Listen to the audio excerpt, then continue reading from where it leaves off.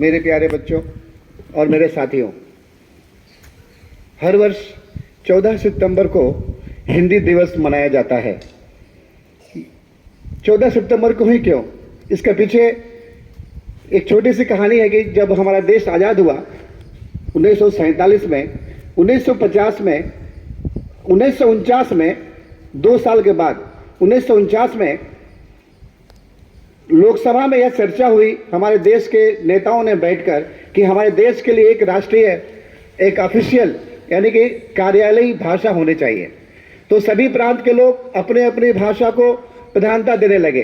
तमिल वाले ने कहा तमिल होनी चाहिए, उड़ीसा वाले ने कहा उड़ीसा होनी चाहिए, उड़िया होनी चाहिए।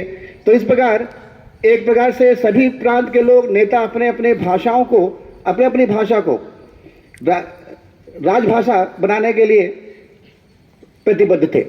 तब डॉक्टर राजेंद्र प्रसाद उस समय हमारे देश के राष्ट्रपति थे और प्रधानमंत्री जवाहरलाल नेहरू थे। तो इन लोगों ने तय किया कि चलो हम लोग एक मत गणना कर लेते हैं, वोटिंग कर लेते हैं। तो उसमें जब मत पारित हुआ तो एक व्यक्ति वोट नहीं दिया था, अपना मत प्रकट नहीं दिया था, और वो थे गांधी जी। गांधी जी हिंदी के प्रबल समर्थक रहे थे।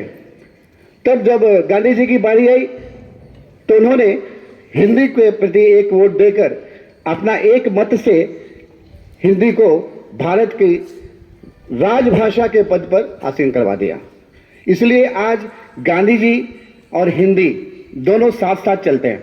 जब तक हिंदी रहेगी तब तक गांधी जी का नाम अमर रहेगा, क्योंकि गांधी जी की वजह से ही हमारे देश की राजभाषा आज हिंदी बनी हुई है। मेरे प्यारे दोस्तों, हिंदी केवल हमारी देश की भाषा नहीं है, ये तो विदेशों में भी बोली जाती है। जैसे कि आप शुरू कर सकते हैं, पहले पाकिस्तान, भूटान, नेपाल की भाषा जो लिपि है, हिंदी लिपि, देवनागरी लिपि में लिखी जाती है, नेपाली, गोरखाली, ठीक है।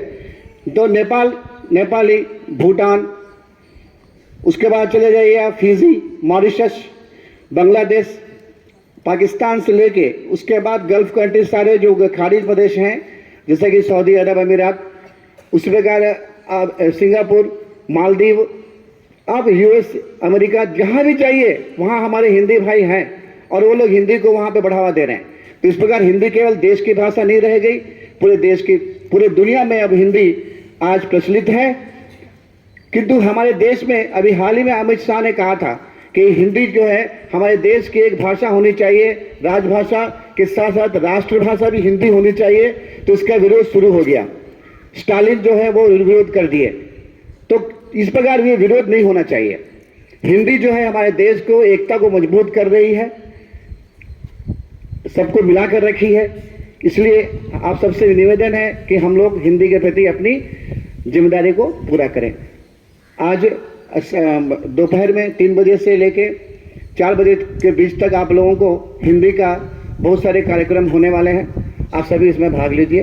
मैं प्रधानाध्यापिका महोदया को धन्यवाद देना चाहता हूं, जो उन्होंने हम लोगों को हिंदी हमेशा हम लोगों का मार्गदर्शन करते रही हैं। धन्यवाद मेरे दोस्तों, धन्यवाद।